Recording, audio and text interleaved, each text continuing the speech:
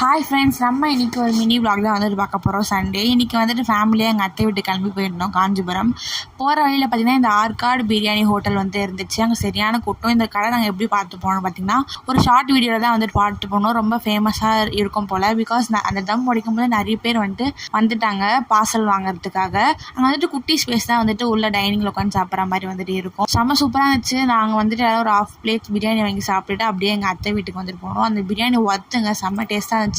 நீங்களும் காஞ்சிபுரம் சைட் போனீங்கன்னா அந்த பிரியாணி ட்ரை பண்ணி பாருங்கள்.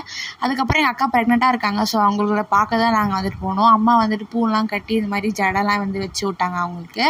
அப்புறம் லஞ்சுக்கு வந்துட்டு ஸ்பெஷலாக வந்துட்டு பண்ணியிருந்தாங்க. Mutton dum biryani, chicken 65, raita, fish fry, மீன் குழம்பு, அது மாதிரி பிரியாணியில் நானும் சாப்பிட்டோம். அதுக்கப்புறம் குழம்பெல்லாம் வந்துட்டு அம்மா அப்பா சாப்பிட்டாங்க. லஞ்சு சாப்பிட்டு முடிச்ச உடனே ஸ்வீட் சாப்பிட்ணுன்னு தோணுச்சு. ஸோ நாங்கள் பார்த்தீங்கன்னா அங்கே ஸ்ரீ குப்தா பவன் ஸ்வீட் ஷாப்பில் போய் ஸ்வீட்ஸ் எல்லாம் வந்துட்டு வாங்கினோம். குலோப் ஜாமுன், ரசமலாம், இது மாதிரி